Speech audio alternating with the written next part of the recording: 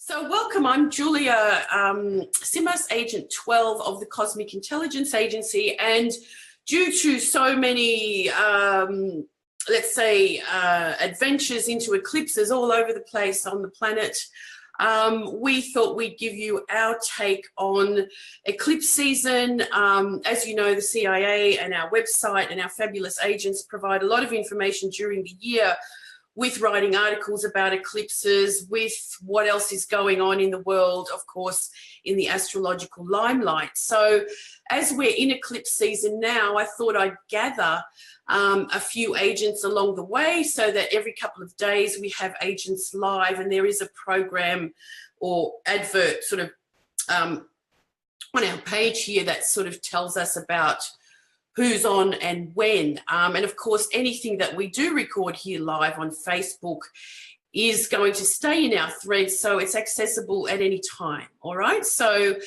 I'd like to introduce the series, although we know that Gemini Brett has been doing a lot of live events for us with various agents around the globe and extra special guests. So it's a really good way for me to showcase the agents out there, for you guys to get to know us a lot better, and then also the specialties that we all are into and we all do. So today I've got some very special agents, both like myself from Melbourne, Australia. This is what we say where headquarters is, because we've got a group of about, let's say about 20 agents here that meet regularly to do our retreats in Melbourne, and pretty much keep the headquarters going with meetings and, circulating our ideas and that type of thing, although a lot of the stuff is done online as well. So I'd like to introduce you to two of them today. Some of you, of course, would know some of these wonderful women already. So hi there, Olga Morales, Agent 33. Hi. Welcome to today. Thank you. I'm excited. My first live webinar, so it's great. Good. Well, you've been with us for a while, Olga. Agent 33, one of the magical agents that brings us a lot of great stuff. I mean, I can't tell you how much I've learned from you.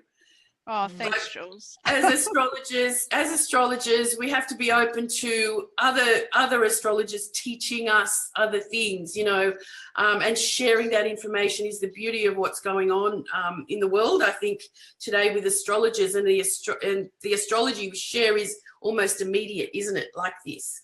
So Olga's going to be talking about predominantly the midpoints of eclipses, which is your specialty, isn't it? Midpoints and cosmobiology. Yeah, because I know a lot of people will be focusing on when we talk about eclipses. Midpoints adds another dimension to every chart, but these one in particular, when I started looking at them, have some really amazing harmonics, and you can't see it until you put them on the dial. And that's what I'm excited about. So I want to introduce that to people who have never looked at midpoints before, have never looked at a dial, just to see how the planets are aligned actually on the 16th harmonic, which is even amazing because that brings in the golden mean ratio, which is sacred geometry. So I'm excited to present that today. So thank you. Thanks, 33. We're glad to have you. And I'm going to mute you now just because, we'll get you back, but it's just more for the sound background and stuff. And now Stephanie, Agent 88, Stephanie Johnson, who is an incredible and has been, an astrologer for a lot longer than I have. Again, someone that I've learned a lot from. And Stephanie, of course, is the developer of the amazing software Solarfire. Hi, Stephanie. Thanks for joining us. Hi. Am I live? Yes, you are. Okay. Well, thank you for this. I often have to try and keep up to date with all the latest software, obviously, and tools for astrologers. And you're introducing me to Facebook Live, so thank you very much. The CIA is a wonderful organisation, and it just keeps breaking ground everywhere. So I'm really thankful and privileged to be amongst good, lofty company at the moment with you and Olga. So thank you. And yeah, I'm excited to share Solar Fire, and we won't do AstroGold today, but these tools, I mean, they're great in themselves, but what I really find is that they're magical for helping us make these discoveries and these links, you know, astrologically, so that we then have those aha moments. So imagine doing it in the ancient times when there were papers everywhere and you had to actually go out and not use computers. Wow. Well, we do remember, I mean, and I think it still happens quite, you know, like for people that are studying formally astrology, we do have to learn to draw our charts from scratch, which is a really good exercise to do. But I mean, where would we be without, you know, Solar Fire, my favorite program, AstroGold as well, which is a, you know, a simplified version, like an app for your phone as well. So, and Stephanie, we're developing an affiliate program with our CIA membership so that members can receive discounts to these amazing software and stuff. So stay tuned for all of that. Thanks, Stephanie. We look forward to what we glean from you later, because Stephanie is going to show us how to, now this is a little bit more complicated for some of you that are just say opening up into astrology, but very much worthy for those that are, you know, have got their Solar Fire programs and maybe don't know how to find eclipses with that software just yet. So so anyway, we'll get back to Stephanie as well. So I'm going to mute you two as well now, all right? Okay, bye. Thanks for being here, Steph. All right, so it's over to me now. So what I'm going to be doing today is pretty much just a general kind of overview of, you know, the eclipse season at the moment. Okay. So I've just got to remember not to get too close to the screen. I've got two monitors going on here. Anyway, so yeah, what we're going to be, you know, taking you through is, again, there's so much information out there about what's going on with eclipses and so on. And I did an interview with Amanda at Astrology Hub the other day, so I'm not going to talk about the things we talked about there. You can watch that video. It's in our thread as well. And pretty much talked about the hype of eclipses and how, you know, although they do and they will affect all of us somehow, it's going to affect the people that are most, you know, attuned to this particular family of eclipses, and also anyone that's got eclipses, you know, planets or angles at the same degrees as these eclipses coming up. And that's true for any eclipse sort of cycle that is happening. So that, you know, again, we know this second eclipse, the solar eclipse that's coming up at 28 degrees of Leo, is spanning across America, and the shadow will go all across the United States. So it is a big eclipse for America, and you know, it pinpoints the time and era that the US is living through what's going on for them. You know, what do you call it? Reflecting the changes that are already happening. So eclipses very much highlight and begin new cycles for the country or the individual that is most affected by the eclipse. So, so just to sort of attune ourselves, as we know, eclipses are very much all about the alignment of the sun, the moon, and planet Earth. So it's all about the luminaries, as we call it, the sun and the moon, the sun, the solar force, and the lunar force, let's say, and how they come together with either the Earth in between for a lunar eclipse, or, you know, the moon in front of the sun for a solar eclipse. And of course, this lineup is called the syzygy. So the syzygy, when everything lines up. And so for some of us, it might be lining up more than for others. Again, if this eclipse, any of these eclipses are on our ascendant or our MC, or, you know, highlighting our own sun, so therefore it would be around your birthday, or it's highlighting your Saturn, it's going to give much more of the story, of course, and that comes down into your own personal astrology. So when we look at it, you know, the eclipse, the sun and the moon, we know that their syzygy and their sort of alignment of distance from away from each other lines up perfectly to be, you know, like when there is a total solar eclipse, the moon and the sun line up perfectly, and the moon blocks out the sun. So, and as they come together, as they begin to come together, we've got the, you know, the kind of the background to the sacred geometry of life and living. It's a huge symbol of creation. As we know, the flower of life is, and the Vesica Pisces, that starts the flower of life.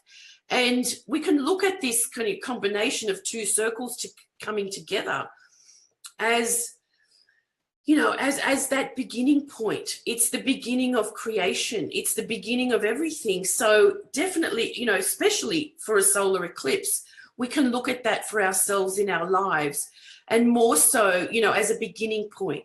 So a solar eclipse is very much a beginning point, and a lunar eclipse is very much the highlight of a cycle. So where our emotions are, you know, out there for the, you know, putting them out there into the world. The coming together of the sun and the moon and the alignment of the earth has always been looked at as an auspicious symbol, and we can look at it as the great cosmic eye coming back to, you know, sort of for helping us focus on what's happening in the world. A spiritual eye, some people call it a dragon hole or a vortex, a hole to heaven perhaps, you know, an opening and a window. So whatever way we want to look at it, you can see that the symbolism is really strong, and it's been like that, you know, from ancient times, since ancients, you know, looked up at the heavens and went, oh, what's going on there? They often saw it as some kind of very auspicious and ominous symbol, as in something's coming up. You know, something big is about to happen. And often with eclipses, that is what happens. Although we're very much more aware of, again, the distance of the sun from the moon and the earth and so on, and why eclipses happen. So the reasoning for why. So perhaps we don't have to be as scared as the ancients were of thinking, you know, that a dragon is eating the sun and the light's going out and all hell's going to break loose. So, you know, so we can gather ourselves together a bit more. You know, these beautiful symbols that I'm putting together here of, you know, were alerted to me again, although I know this stuff, of course, any astrologer does. The beginning of the work that we do is the sun and the moon, and they're what we call the mother of cycles, the lunation cycle. So Gemini Brett, one of our agents, 1123, that you've heard a lot from, I suppose, lately, but he puts together this great series called Arts of the Charts, and we can learn so much more from him. So I'm kind of grabbing this from him at this stage. So, of course, this alignment of sun and moon is from our earthly perspective. It's not happening out there. You know, if you were in outer space, this alignment would not be happening. So it's very much about our perspective here from Earth. And of course, that's what astrology is.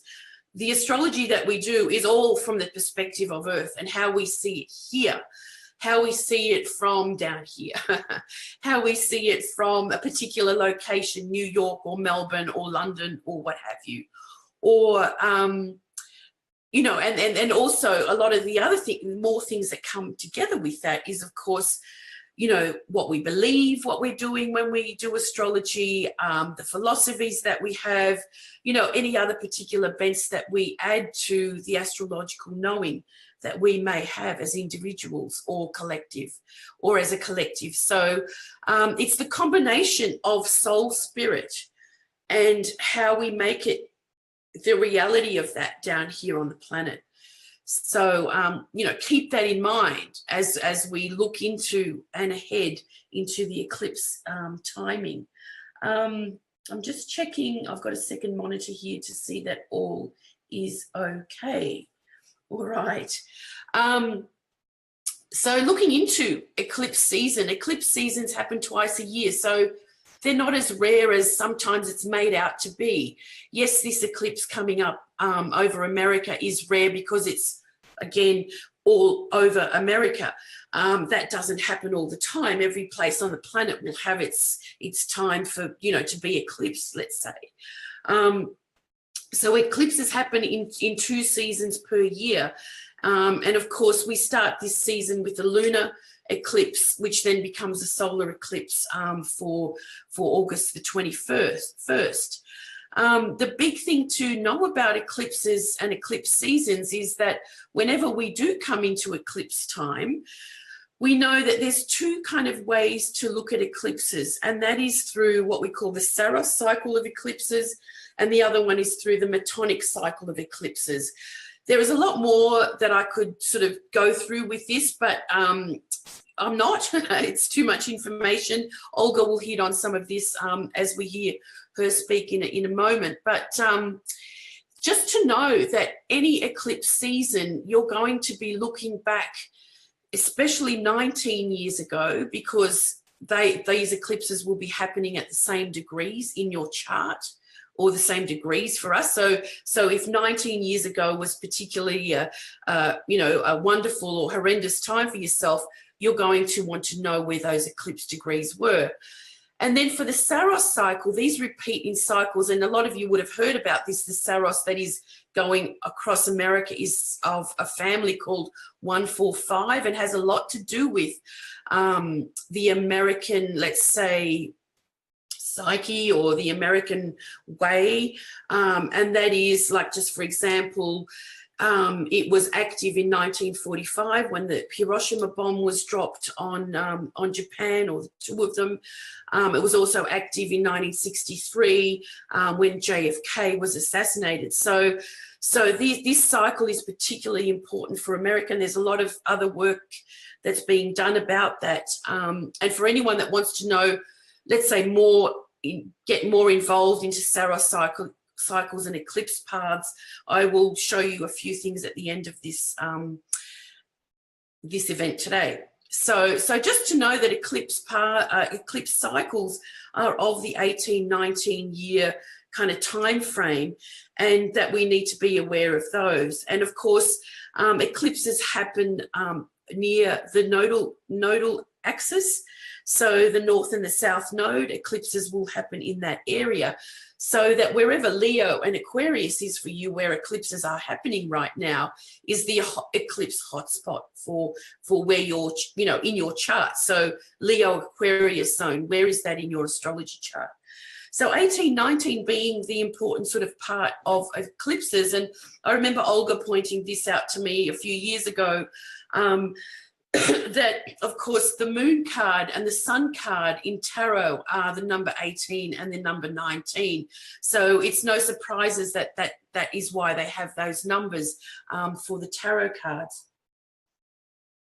And a good way to remember the Saros cycle difference and the Metonic cycle difference, 18 and 19, is that Saros is family. It's related more to the moon. It's of a family, and Moony is family, right? And then the 19-year sun cycle, the Metonic cycle, is very much about the position of the sun at that particular time. So that's just a good way to remember it, and know that, of course, how important the sun and the moon are to our evolution. The eclipse cycle is in our lives as well. I'm just wondering if I can see any questions coming on at the moment. I'm just hoping this thread is going well through here. It is fabulous.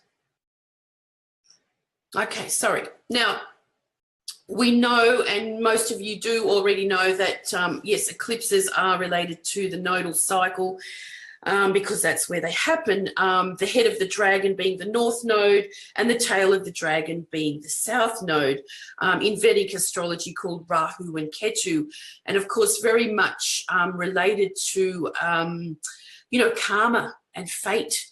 So we can look at eclipses as the karma and the fate on the planet. Where are we evolving to next, and what fate do we have to deal with at this particular time? So they are important, points to follow. And for those of you that don't know, the nodal cycle is a cycle that moves backwards in our astrology charts, and it is a cycle that is a combination of the sun's path, so the ecliptic, and the moon's path around the earth, okay? And it's the crossing points, that's why they're called nodes. It's the crossing points of these that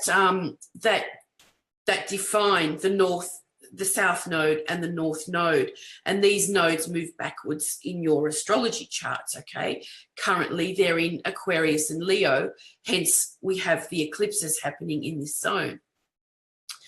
So they've always represented in astrology the constant sort of moving of energy forward. So the north node represents to us where we're moving forward, and in this case it's Leo. So we'll talk about that sort of dominance of Leo later down, probably tomorrow. I'm not going to get to everything today that I've planned for today, because there's always more. There's always more. So we look to the north node for where we're evolving and growing towards. So it's like a dragon with an appetite, you know, like gobbling up the world, gobbling up life experience and so on. So it's the constant flow of energy intake, and we must be, in order to take in so much energy, we must be releasing all the time. Okay, so I always see that as this is how the dragon continues to fly. If we just gobble up, we're going to be stuck and we're going to be heavy and we're going to fall. So if we want to continue to fly, we have to know that we intake and we release. And the release is through the south node, okay? And together this kind of eternal cycle is one of the most ancient symbols, and we can see why, of renewal, of beginnings and endings that seem to happen all at the same time. And that's what's called the ancient word of the Ouroboros. So we've seen the ancient symbol of the snake eating its own tail. And of course, that's very much related to the nodal cycle. And sometimes it's seen as an infinity symbol as well. I'm wondering if I can play this as well. So just a little bit of action here on my screen. So just to know that, the eclipses are all about, it's not like something coming out of the blue and getting us from nowhere. We're embedded in these cycles, and we have an affinity to particular cycles ourselves. So of course, when you do astrology, you want to find out what cycles are most important to you.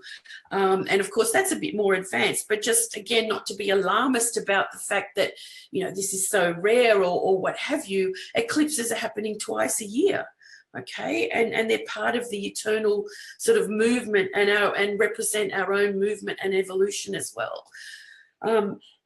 Sorry, I've had a cold this week, so talking for so long might not be the best thing for me at the moment. But anyway, so knowing as well that very much we've been looking at eclipses from the ancient past, and it's no longer, thinking that the sun is eating up the moon, although a lot of the mythology comes from that type of thing.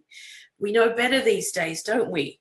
And so like, let's update and perhaps, I'm not saying that the ancients weren't, onto it. Yes, they were, but perhaps we can think a little bit differently these days.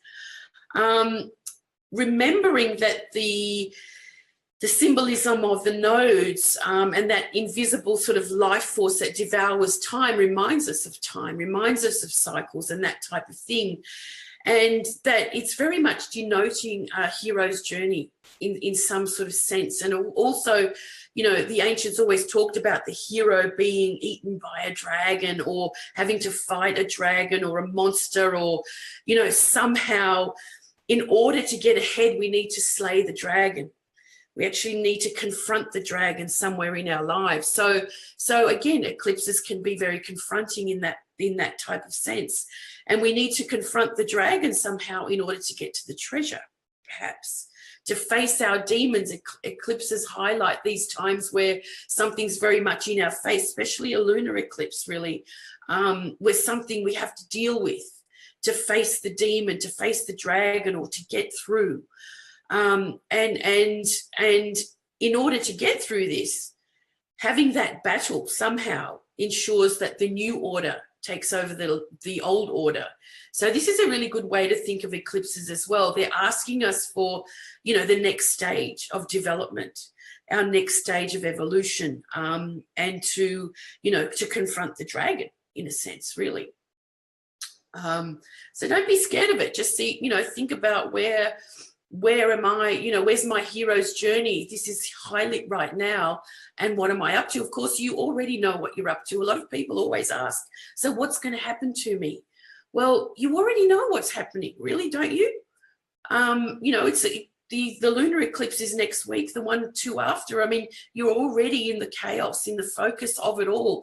And if you don't know, then clear it up, okay? Look around you. Stay still for a moment.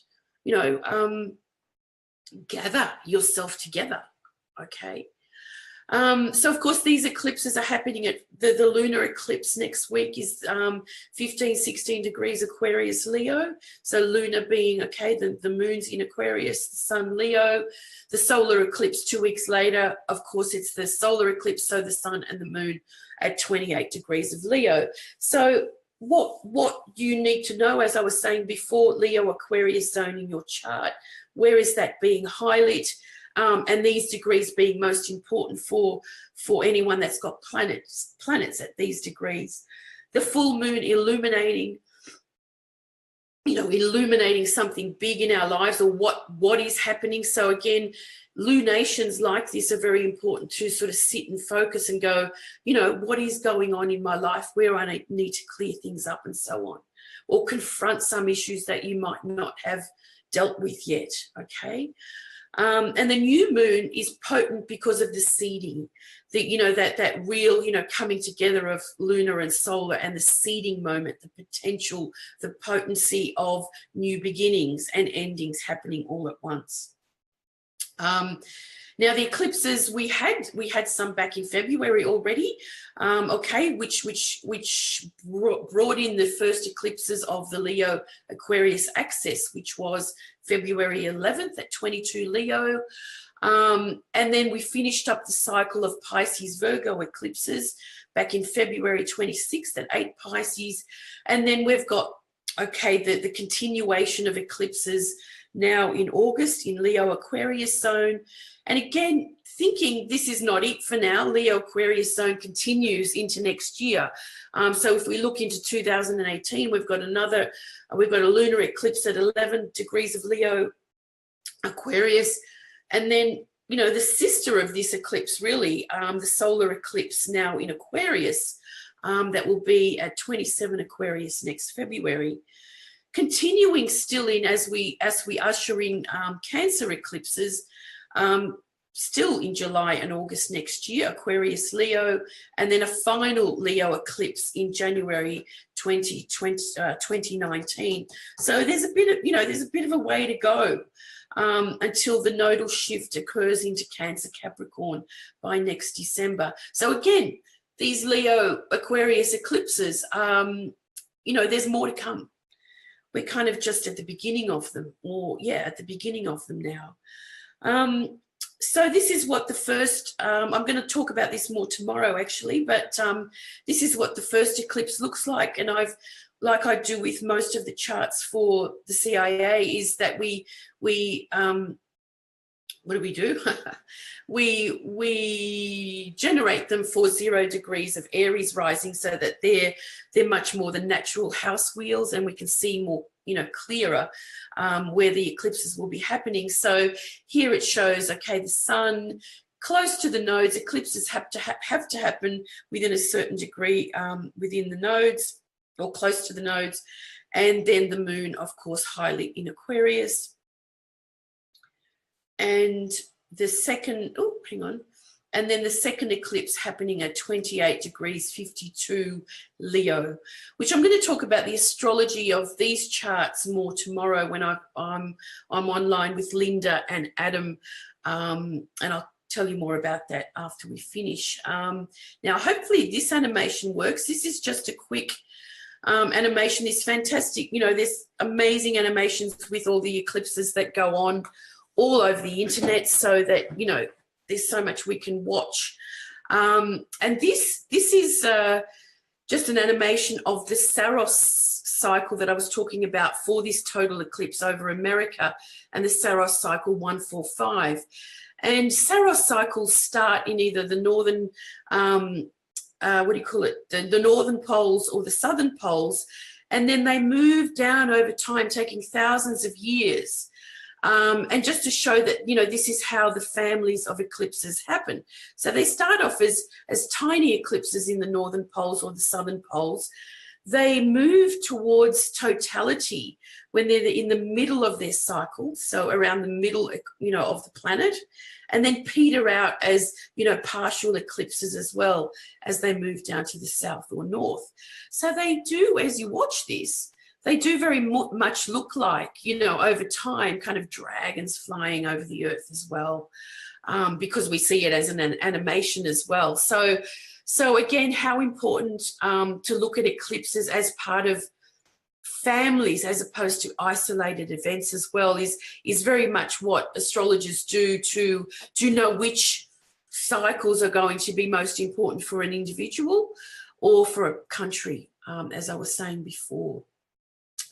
So that's it for me for now. I'm going to continue with this a little bit more in a while. That couldn't have been 30 minutes already. Gosh, it goes fast. So I'm going to put you over to Olga now. Stop sharing my screen. I'm going to be able to gather some, what do you call it? Questions. What happened there? Oops. Did I stop sharing? Yes. Okay, thank you. All right, Olga, I'm going to put you on now. So let's keep going. I will mute myself.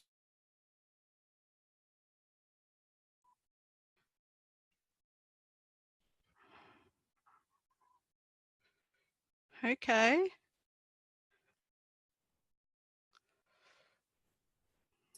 Yeah, we can hear you. Can you see my screen? No, not yet. Okay.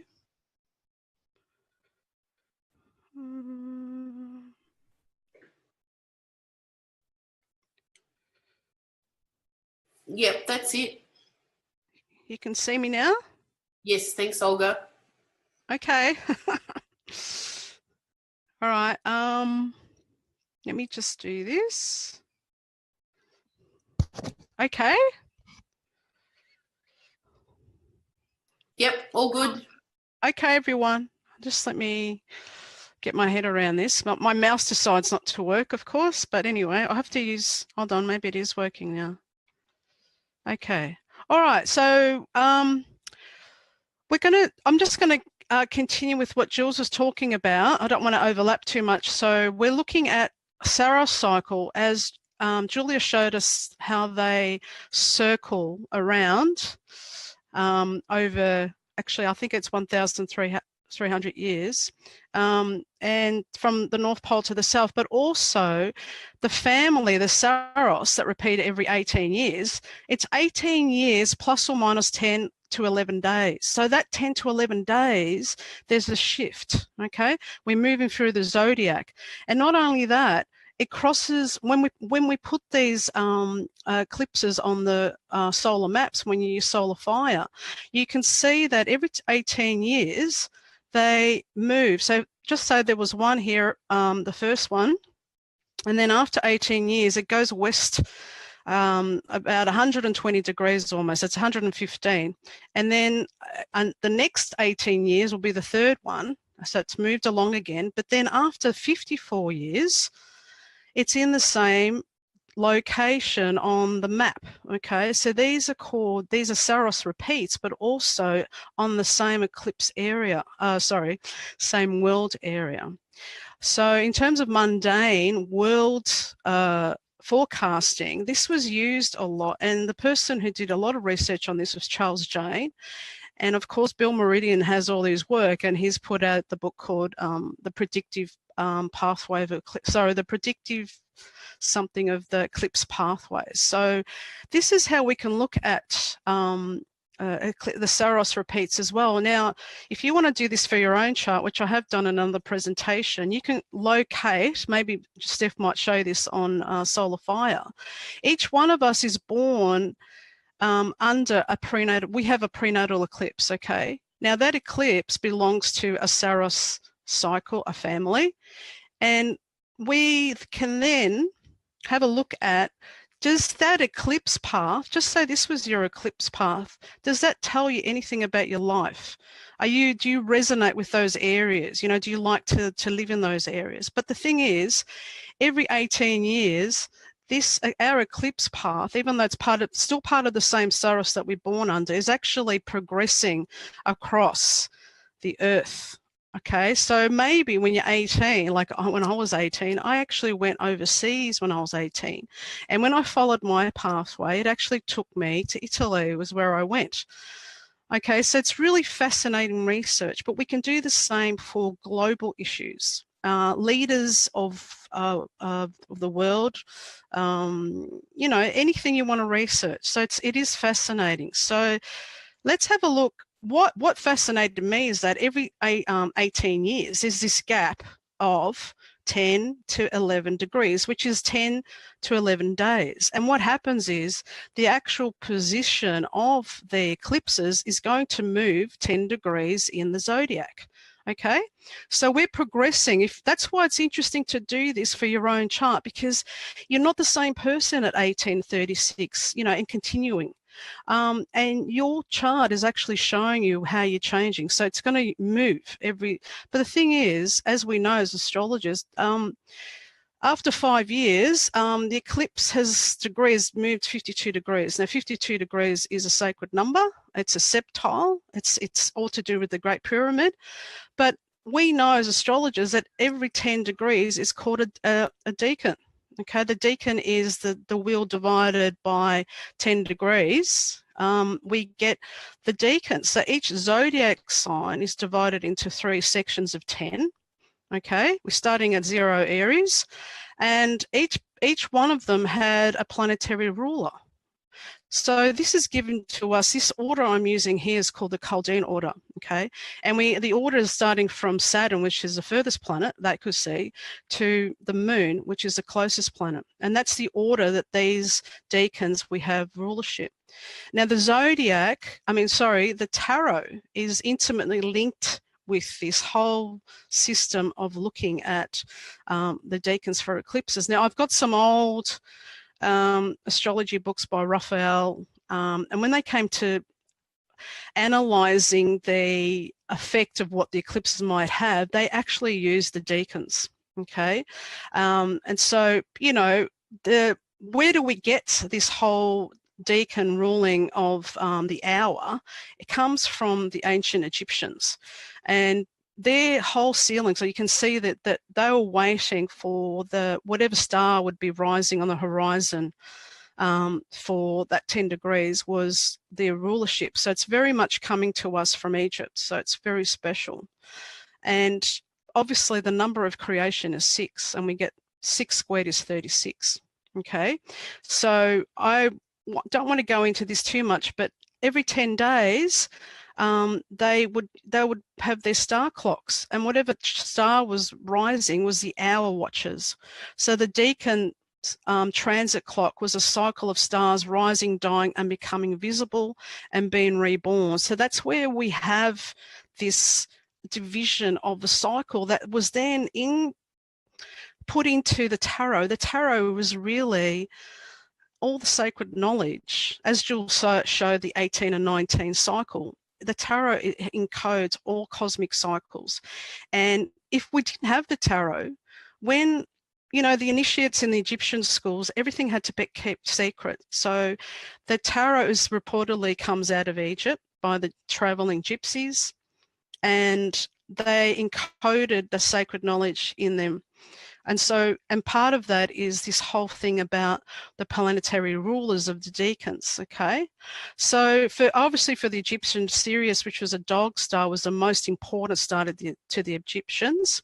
And when it disappeared in the Duat, which was under the ground, below the horizon, he would disappear for 70 days, after which time he would rise again. So it was all about the stars dying and then resurrecting or reappearing. Okay, where did they go for 70 days? That's when they mourned.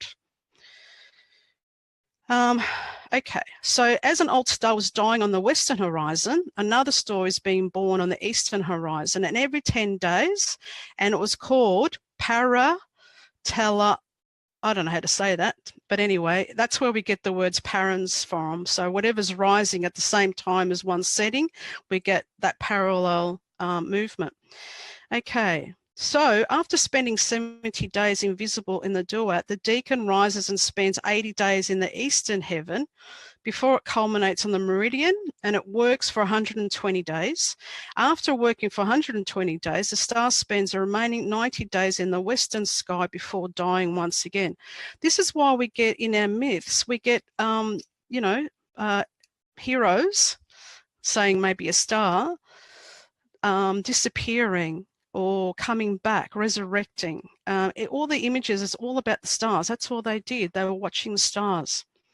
Okay, so everything starts from 0 Aries, which is the 21st of March, and the Mars rules March and rules Aries, and so the sequence begins at this point. So we start with Mars, the Sun, Venus, Mercury, and the Moon. Then we start Saturn, Jupiter, Mars, the Sun, Venus, Mercury, the Moon. Now we get our names of the week from all our planets. So Mars rules Tuesday. Sorry, my mouse says Tuesday. The Sun rules Sunday. Venus rules Friday. Mercury rules Wednesday. The Moon rules Monday, and Saturn rules Saturday, and Jupiter rules Thursday. So there's 2 sequences with this, which I won't go into too much more, but that's the sequence that was used.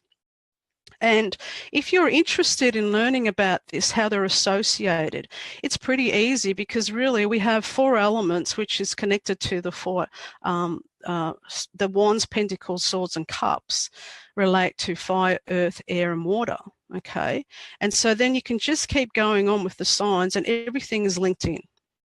So I'm just going to go really quickly through this, because I don't want to double up too much what Jill said, but the total eclipse that we're having on 21st of August is actually part of Saros 145, and you can go onto the NASA website and you can get the date when it actually started. So it was actually January 4th, 1639, and then you can just have a look.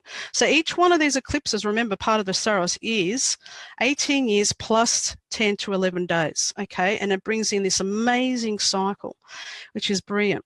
So let's have a look. I just quickly did an animation, but I've just done it on solar fire. So this is what it looks like. I'm just going to go through it quickly. You can see it moving 10 degrees each time I move my flicker. You can see the degree of the eclipse moving 10 degrees through the zodiac, 10 to 11 degrees. So this is really like the development of our soul, because if you believe that our Saros, when we reincarnate, prenatal eclipse is usually the contract we make on a spiritual level about returning to the earth. But part of our existence on earth is to progress through our chart, and it's growing. A lot of it's growing through your Saros as well. We often meet people that we resonate with that belong to the same Saros or a harmonic of that Saros, which can be 9 years or 4.5 years, half the cycle. So every time, if you ever look at your chart and the node is going retrograde around your chart, every time it hits your ascendant, it's like a rebirth time. It's called the blossoming phase for you. So it's really an amazing cycle to look personally. So let's have a look now at this cycle. What I wanted to do, talk about midpoints now, is that this particular eclipse, I've actually located it for Washington, D.C., only because it's important for the president. Now, when we locate it for that place, the lunar eclipse, which is on the 7th of August, the degree is 15 degrees of Leo. But look at the midheaven, it's exactly on 29 degrees of Leo, almost 30, which is 0 Virgo. Now, the star that's exactly there is Regulus. Okay, Regulus is the fixed star of Leo. It's the alpha star, and it's to do with rulers, royalty, authority. So it was one of the 4 guardians, the royal stars that the ancients looked at.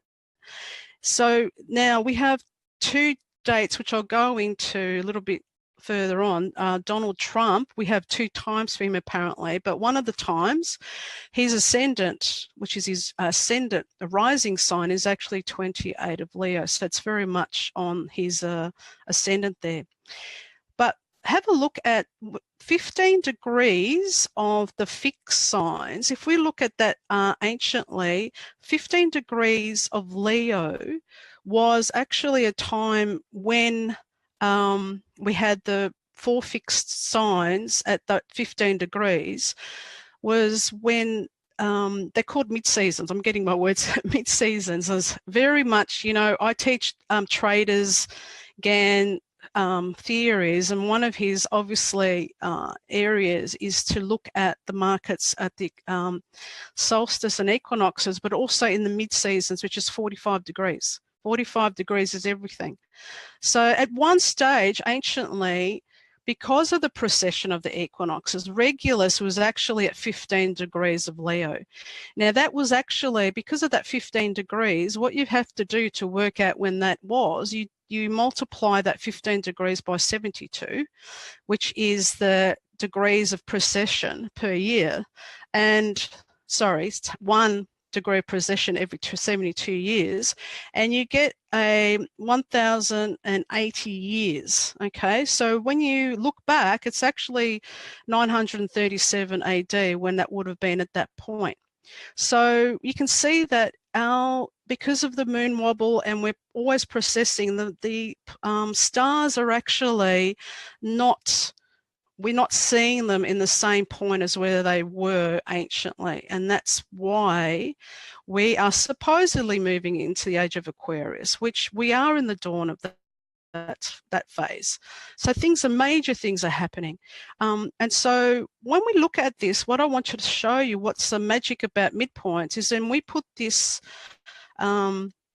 chart on a 90-degree wheel, which is what I use, is basically quickly a 90-degree wheel, if you've never seen one, is actually the 4 quarters or the 4 ingress points all overlapped onto one dial. So all the 0 cardinal area, which are the 4 seasons, come to this 0 point.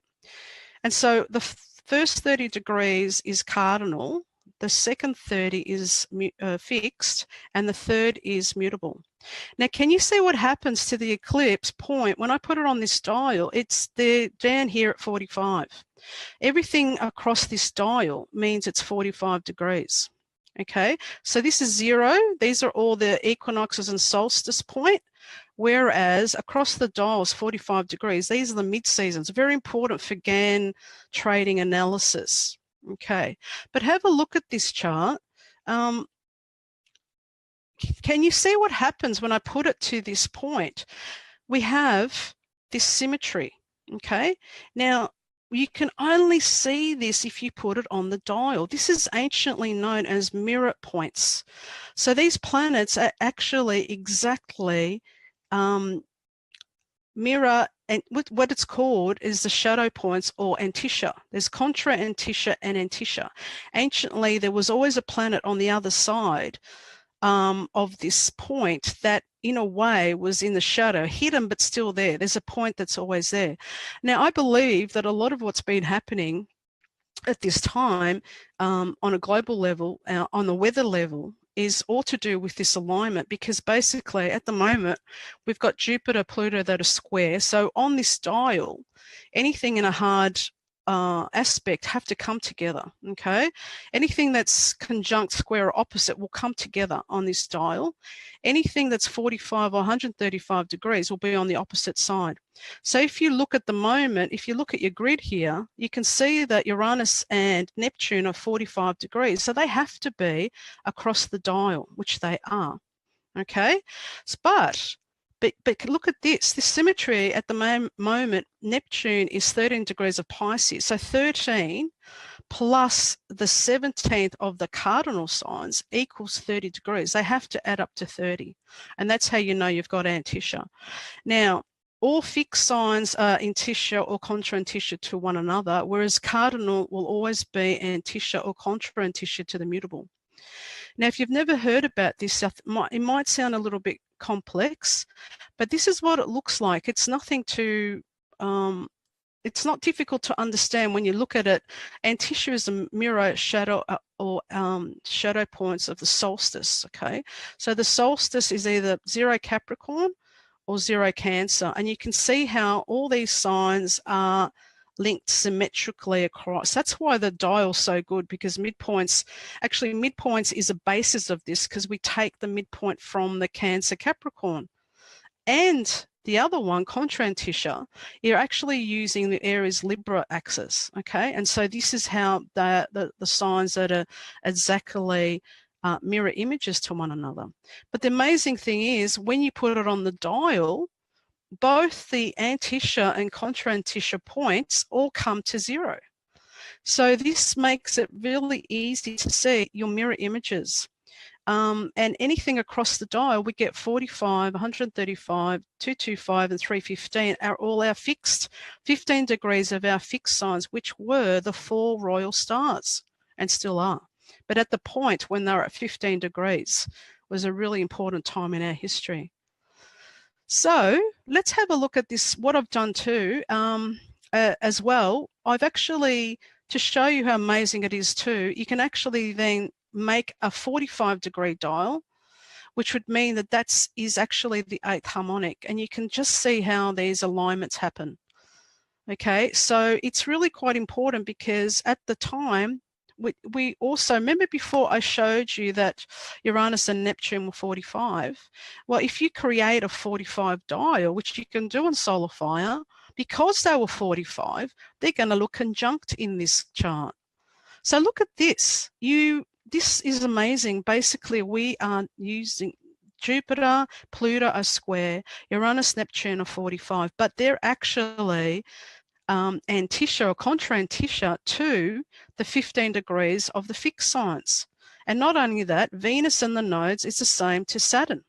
So, you know, this is a hidden dimension showing us that the planets, whether, you know, people tend to rely on the standard aspects, but when we don't use the 45s and the, you know, 135s, you're missing out on the 8th harmonic. You know, the Pyramid of Giza has actually got 8 sides. It's not just 4. There's a little indent. It's based on the 8th harmonic. And even Gan's square of 9 all goes back to Egypt. So these, what this does, it puts a lot of focus on the 0 point, which is a 0 point is called the world axis. The world axis generates things that affects the mundane level. So the fact that we've got all these planets symmetrically placed from this point says that this eclipse will have an impact on a global level. So hopefully, you know, you can see how significant this is. Okay, so am I going over time, Jules? I don't know. Anyway, what I wanted to show you also, as I mentioned before. Fine, Olga. Keep going. Keep going. Okay. What I wanted to show you before also is, anciently, as I said, the astrologers would use their decans for forecasting what the eclipses were going to bring. Okay, and what they did was, so if we look at the eclipse at 15 degrees of Leo, the ruler, actually it's 15 degrees, it's the moon position, so it's 15 degrees of Aquarius, is actually ruled by Mercury. Okay, and the card that is connected to this is actually the 6 of Swords. And so, but anciently this was an eclipse that was connected with public robberies, thefts, rapes, earthquakes, and famine. So a lot of the information was quite dramatic, okay, and fatalistic in a way.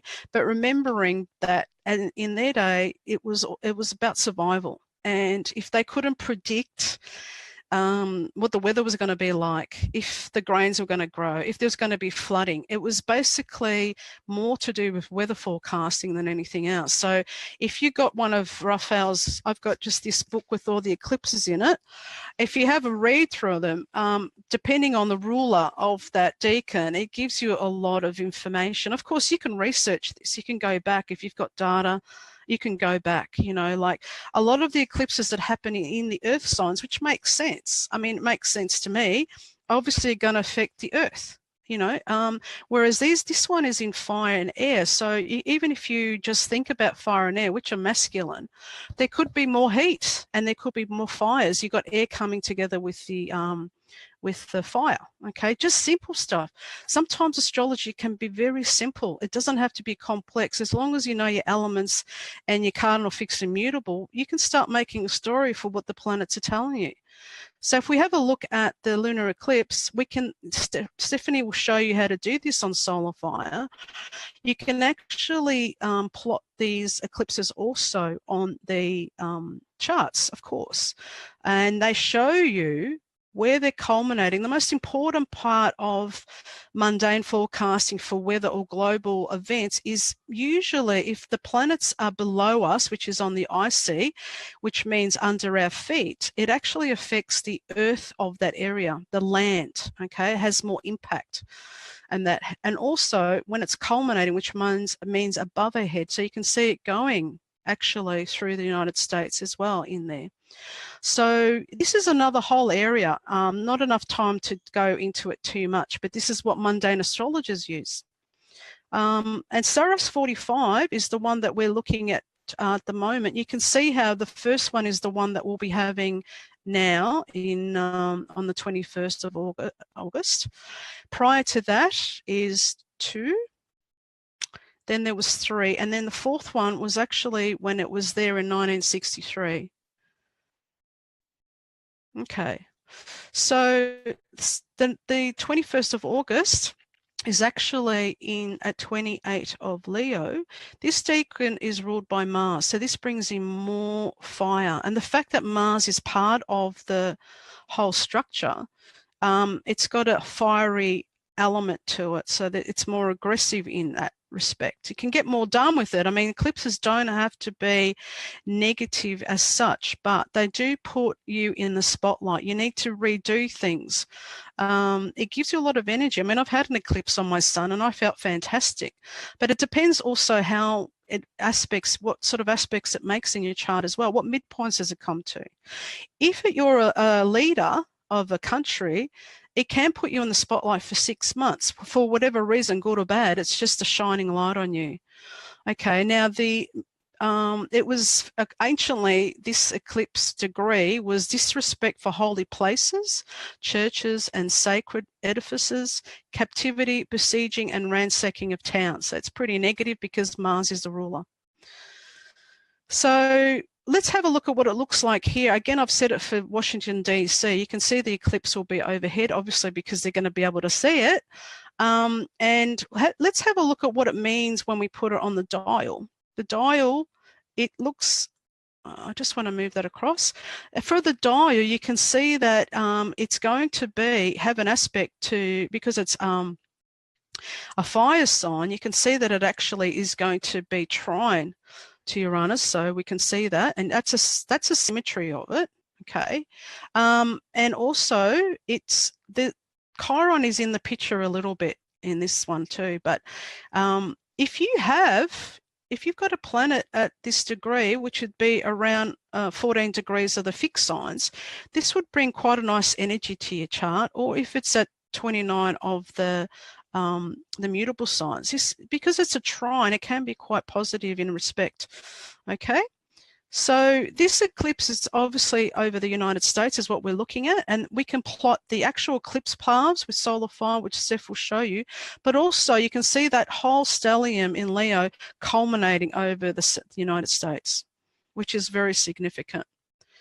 So what I wanted to just highlight quickly before my time comes up is, remember before I said every 54 years, it comes back to the same location.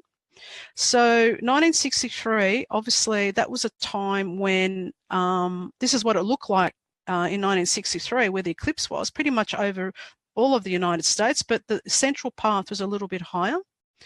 And we know what happened 54 years ago was when JFK was shot.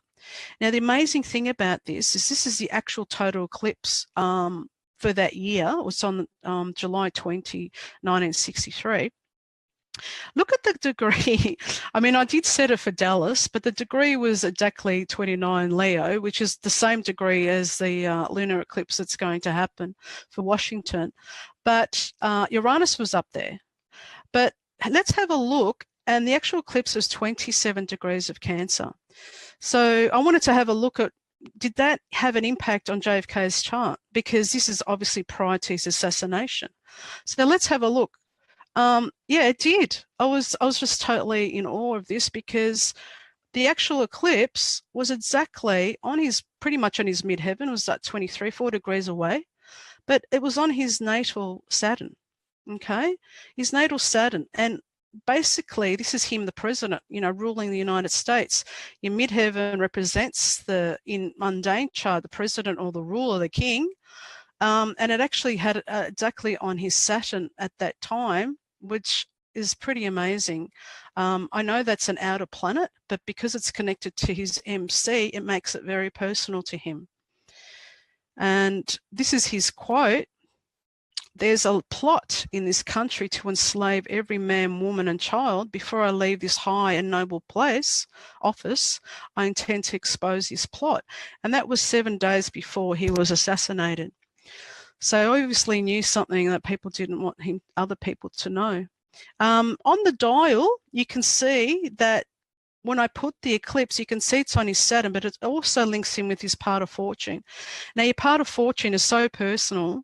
It's not always your part of fortune brings you fortune, but it can actually, because it was in aspect to Saturn, it was actually his, you know, it's being taken away, separating from the earth. If you look at the symbol of the part of fortune, it's very much like the cross of matter, which is the earth, but it's amazing. But it's also had, if you look at the midpoints that it came to, there's some hard ones in there, which is Pluto-Uranus as well. Okay, so what was I putting in here? And when he was actually assassinated, on the 22nd of November, amazingly, the nodes. Now, the nodes bring us to the earth. We reincarnate with the nodes, and often the nodes are involved with us leaving the earth plane. And what I find amazing is that the nodes and Jupiter is often in death charts because it releases a spirit from the earth, was all lined up. I mean, it's just amazing. The actual day when he was assassinated lined up with all this this axis, which is really sensitive in his chart.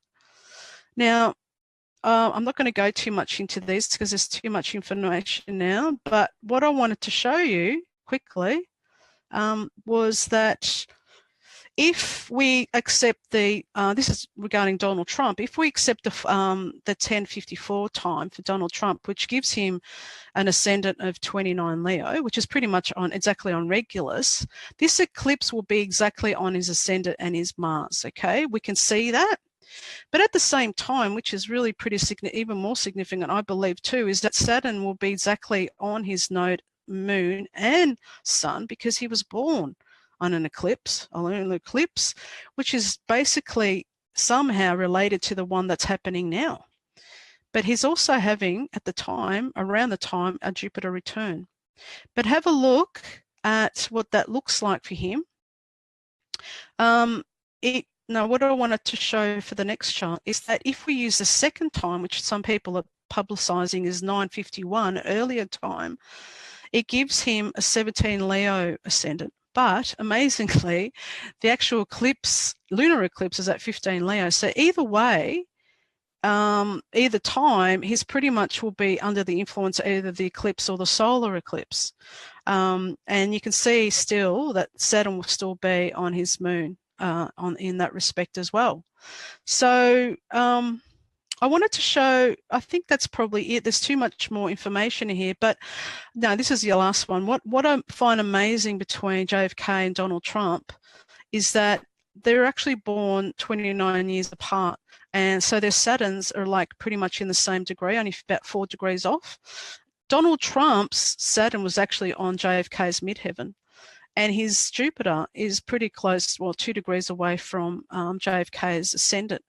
They were both Geminis, you know, but there's a lot of synchronicity between their charts, which I find amazing that in this respect that the eclipses happening as well, 54 years apart, plus they're 29 years apart with the Saturn return.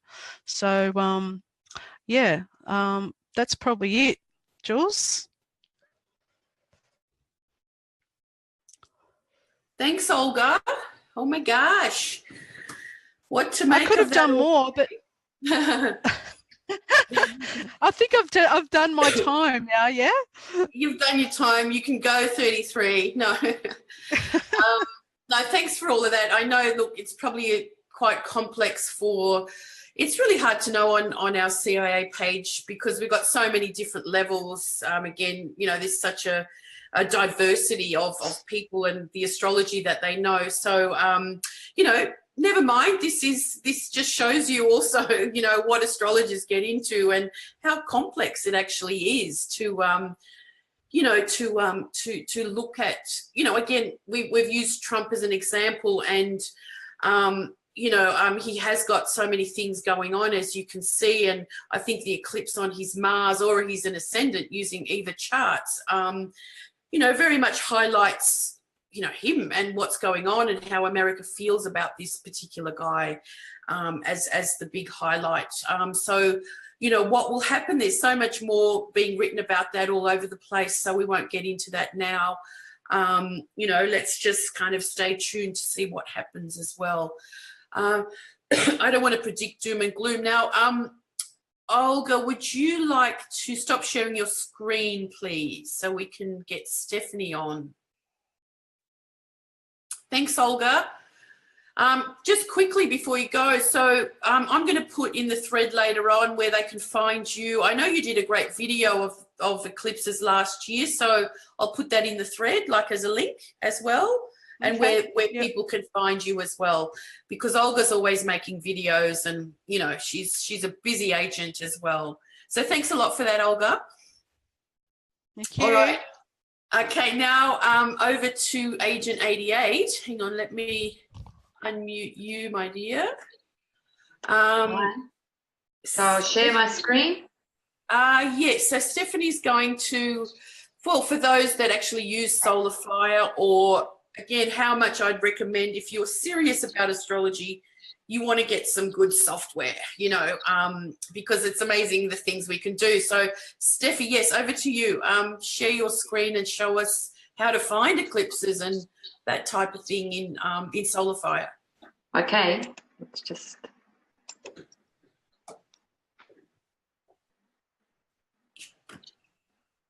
Does it come up?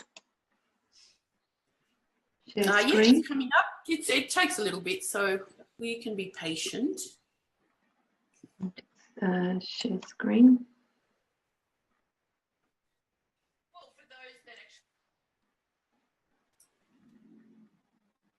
Am I on? You are on. Yes, thank you. Lovely. So you can see the screen? We can. Okay, lovely. Well, I will start. Thank you. That's been really interesting, all the information about eclipses from Olga and Julija, and lovely to see the solar fire charts used that way as well. I'm going to start with some basics. So people who are starting out in astrology, probably number one question is, how do eclipses affect my chart? And how do I find eclipses? So if you go to Solar Fire, this is the opening screen, and there are all sorts of things you can do, obviously, from this toolbar and from the menu. And when I first started out, I used to get requests, can you add this to Solar Fire, please? Can you add that to Solar Fire? And I'd note it all down and I'd think, yes, okay. But now what happens is, you know, I can say, but you can already do that. And they go, oh, can you? So hopefully this will just introduce you to a few of the features in Solar Fire. So I've already, here are some that I made earlier. But if we come to chart, and we come to, and I'll whiz through this fairly quickly, and you can go back over Julia's thread later. because we're running out of time a little bit. If you come to chart lunar phase, you've got down here your phase returns, but if you come further down the list, you'll see you can do your eclipse list, you can do eclipses solar or lunar, or you can just choose those only. Now, the eclipse list tends to do the ones that have been in the past. So if you wanted to do, say, this year's eclipses or even next year's, maybe we'll put in the 1st of July 2018 and tab through. And as I said, I'm doing this quite quickly. We can change that date, but 17, Steffi. What have I put there? No, I'm doing it one back. I'm doing it sorry. one back. Oh, okay. So if you click on there, if you put in 18, you'll show that it's actually gone back a bit in time. So it's shown you the eclipses that are leading up to that time. So we'll see here, we've now got the 7th of August one, we've got the 21st of August one, and we've got the ones going into 2018. So we'll click on, say, the 21st of August 2017, because that's the one we want now, and we click on OK, and it actually brings up the chart. So if you were looking at your own chart and you were thinking, well, where do all the planets fall in that? You would then come up and view a bi-wheel. So you would go view bi-wheel, and you would put, for instance, Donald Trump, as we know we're already looked at, and then we'd put the current one and we would view. And then you can see exactly where. Now, Olga showed some examples of this in her actual talk on the screen, but this is how you can do it for your own. And you would look to see where that eclipse is occurring in your chart. Is it triggering anything off? That's a kind of simple way to get started, but there are so many other things you can do as well. Now, one of the things that you can do is there's a whole module here called Eclipse Search. You can see I'm hovering over this little icon up here, but you can also come in under Dynamic. You'll see lots of things in Dynamic that are really cool, and one of them is Eclipse Search. And when we click on that, we get this box. Now, if you're not used to what it looks like, it takes a little while, but what I say to people who are new to astrology or new to computers, just take a deep breath and don't kind of go into, which I do, what I call fuzzy mind mode whenever something's new. It's like, oh my gosh, that looks alien. But actually, this is really quite straightforward, because if you look up here, it will say, this is how you're going to find a whole list of eclipses. Up here, eclipse types, then eclipse aspects, and then your search date range. And you will also find some options in here. So we're going to start off and we're going to click on everything. So we've got all eclipse types, all solar, all lunar, all Saros numbers. And here we might just, we'll click off that. We'll put in this date range and we'll search. And you will see that very quickly Solar Fire brings up a whole list of what they are. You'll see the information here, which we'll go through. We'll come down to the current one because you'd be more familiar with that having listened to the lectures. But you can see I've got all the eclipses that have been happening between those two dates. So have I gone far enough ahead? Let's just go down. Okay, so we have a look. Here's the information that you'll see. You'll see that it's a solar eclipse, it's a total eclipse, the date, the time according to the place that you've selected. You'll see the position, and here you'll find the Saros number. So if you're thinking, oh my gosh, how do I know what Saros number, any eclipse is, then this is it here, it's here. And what Saros group does it belong to? Any of you who have come across Bernadette Brady's book, Predictive Astrology, will know that she has an excellent section in the back, which is also based on the work of Carl Jansky. And here is the group, the One North. And then you'll see, so for those who are more advanced, you'll see some more advanced information. But basically, if you're wanting to know something about your own eclipses or wanting to research somebody's, you can look at all the eclipses, or you can say, well, I'm really interested in, given that this one is actually triggering off Donald Trump's chart, I wonder what else in that Saros series is. Now, we have talked about 145 and some of the dates. So we now go back and we want to find only the eclipses that are related to Donald Trump. But we don't want all of, well, we could include all of them. Or for this demonstration purposes, we take off all Saros numbers and we type in whatever number we want. So we see here this one back that we were talking about at 15 Aquarius, the lunar eclipse, is 119. So we could actually type in 119, but let's look at 145 and let's see if any of them have triggered off his chart. And if you think about it, you can do this for your chart or anybody's chart. So we search. Now that's interesting. We've got one here. It's actually conjunct his Venus back in 1963. Now, Olga has talked about JFK back then. But we want to know what happened in Donald Trump's life back then, because at the moment, this eclipse is triggering his chart. There's been lots of speculation in the media and the astrology circles about Donald Trump and what will happen to him because the eclipse is falling over America and or lighting up America, if you like, and or the opposite. And we also know that it's triggering his chart. Personally, I do think that the 29 degrees Leo is accurate because of what Olga was saying about the royal star Regulus. Anybody who wants to be prominent in their field would be delighted to have 29 Leo rising, I think. It is the royal star, and he is in a Jupiter return. So last year when he came to power, I actually believed that he probably would win. However, like many astrologers, I did wonder, and Olga's mentioned this too, about Saturn going over his south node. That happened around about December 21st, and I really didn't think he would get through the Electoral College. So now we have that Saturn coming around again to his south node, and we have the eclipse ascendant. So what's going to happen to him? If we look back, we look at this Saros cycle to see what pattern there has been.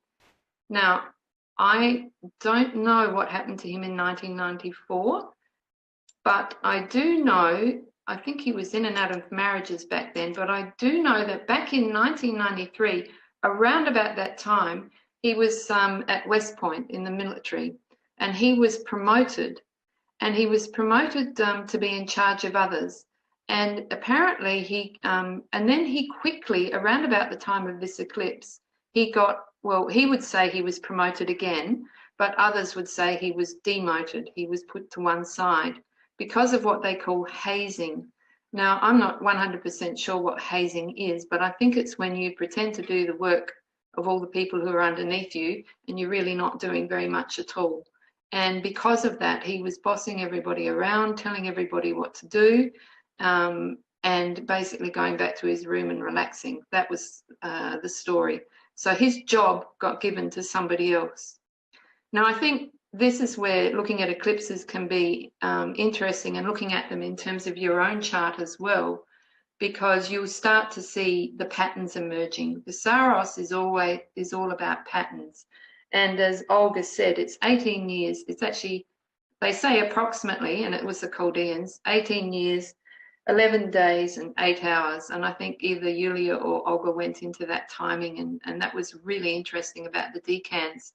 But I think it's really interesting to look at the patterns that were formed in previous eclipses for Donald Trump, and to look through these dates and say, okay, many eclipses may trigger our charts, but what is the story or the pattern that is behind this one? So I think very much for Donald Trump, it's going to be, has he learnt lessons? You know, obviously the first eclipse was when he was much younger. Has he learnt lessons?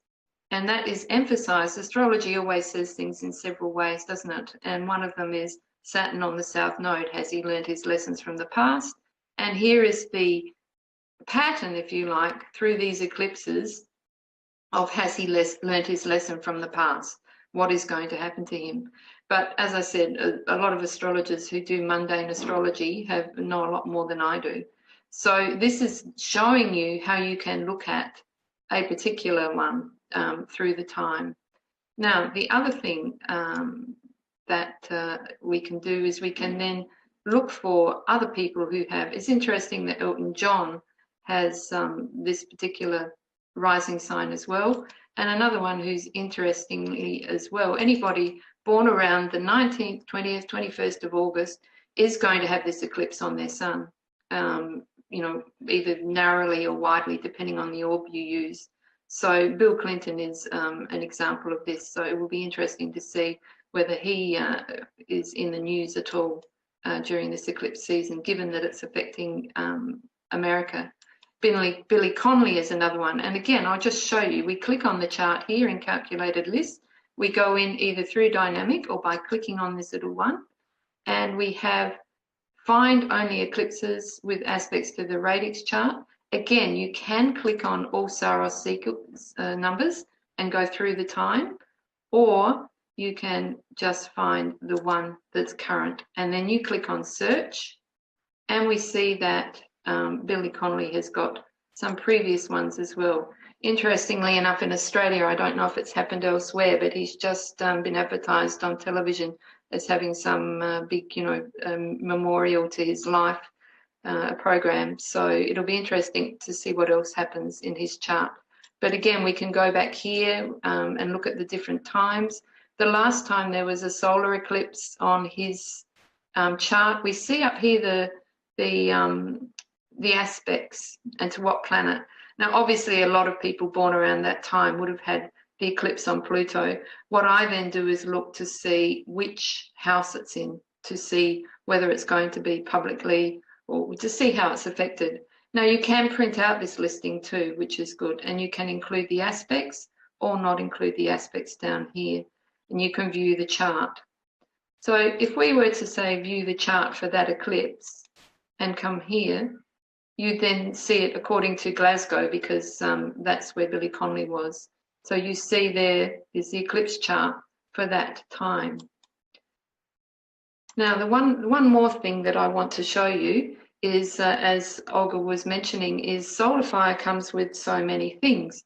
And one of the extra things that it comes with is solar maps in more recent versions. So those of you who have previous versions may not have this, but again, you can click on solar maps and it comes up.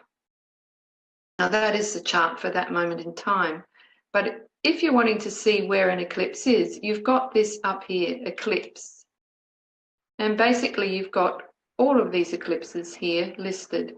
Now, you can have the total eclipse line. We'll just have that singular line that we saw before from Olga. But there, this shows up, obviously, people will see it, the eclipse, along this line in a solar total eclipse. But if you're looking for influences, you can include partial eclipse lines as well. And the other thing is, you may want to actually keep your current chart there, or you may not. I'm going to take the chart off just for the moment, and we'll come back in and have a look. So let's say you just want to see where the eclipse is. So we click on OK. Now, I've got one of the little, there's all these little toolbars up here in solar maps, which are wonderful. I'm not going to go into them all now, but I'm just going to pull, you'll see what I'm doing here. I'm just pulling it across so we can have a better view of what's going on. And there you can see straight away exactly where the eclipse line falls in the United States, and you can see the partial ones that are affected as well. One of the things that Olga was showing before, and I'll just see if I've got it on the list. If you want to change maps, you come up here to map, select map. And if you want to see it spherically, as Olga was showing before, you can actually click on this, or double click. We'll show the globe centered on the USA. We will select that, and now you see it, the path as it goes around the globe. You can also sorry, I'm just looking for it now. You can actually also animate the chart. You can't animate the globe, but you can animate the chart. So we'll just go back to, I'm going to close that and just come back to, say, Billy Connolly. Well, let's do Donald Trump. Let's do Donald Trump, and let's go back to the eclipses in, I want to get that map off. So we'll select the world centered on Australia. probably should have selected it on America, so I'll just move it. It's quicker. So I'll move it over here. We have Donald Trump's chart up. Yes, we do. And you can just check it up here. And we click on Eclipse again. This time we'll keep the current chart and we'll put partial lines on. And maybe we'll go back to that 1963 one, just to see where that was falling, so that, you know, we're wanting to check out, well, that influenced his chart. It was a central total one on July the 20th. We'll click OK. And we'll see, now this is where it's a matter of choice. You can see where his lines run, or you can take them off. But you can see that this one also runs through America and affects America. Hence the JFK, hence the things that were also happening in Donald Trump's life as well. And we also see that for Donald Trump, Pluto goes right through Houston, which is very interesting, isn't it? That has somehow very much affected his life.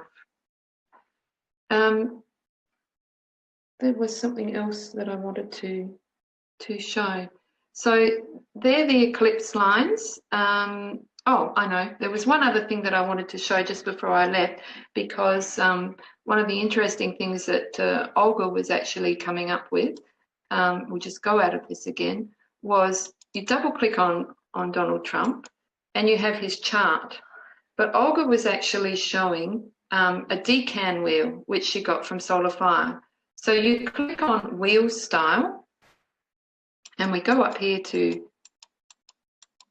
right up the list. You can go through the list and do any. I mean, you can preview them here. So you'll see all the different styles, but here it is, decan rulers, deck rulers, and we click select, and there you get that wheel style, that beautiful one that Olga was using. And a lot of people doing financial astrology are also interested in that particular wheel style.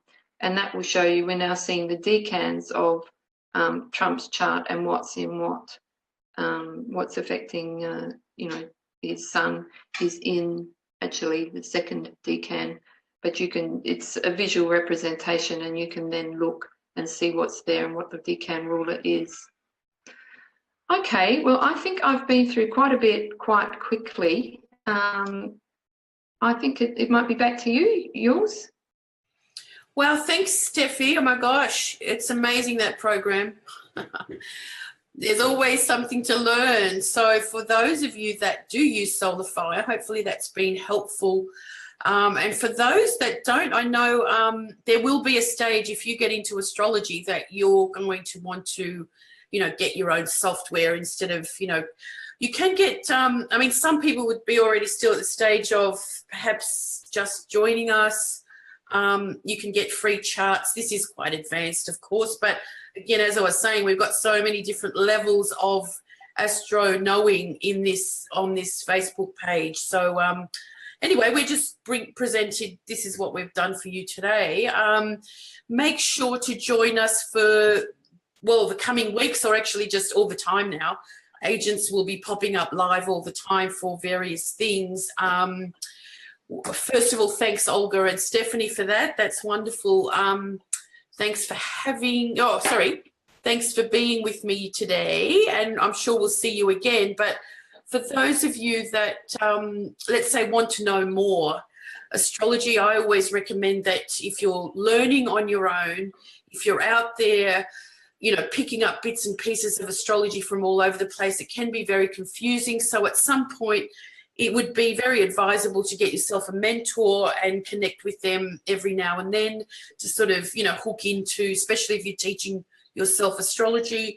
Of course, the CIA has a membership program where you can learn a lot more from all of our specialist videos. A month ahead webinar, which we're going to have next Tuesday, I think it is, for our members, which we go into doing personal chart readings and sort of example charts. We don't do that online, sorry. It just does not work that way. Or, you know, in the end, doing personal sort of stuff to a big wide audience like this is not really that kosher either. So, you know, in the confines of our membership, so I will add some links to that. You know, we do need the support to bring you more of the stuff that we all do, and the expertise that we bring to you all is the support. So, you know, if you can't afford the membership, perhaps you'll donate, you'll buy a great t-shirt or something like that from us at some point. So thanks again for being here. Thank you to Stephanie and Olga, and keep in touch with what we've got on tomorrow. Same time, same bat channel tomorrow, with Linda Hill on the Sabian symbols of these eclipses, and Adam Summer. You know, he does the Exploring Astrology podcast with wonderful information, and he's a great explorer of the cosmos and astrology as well. So I look forward to having them both with me tomorrow, and I'll be bringing you more along the way as well. So thanks again. Thanks, Stephanie and Olga, and we'll see you again next time. Okay. Bye. Bye, everyone.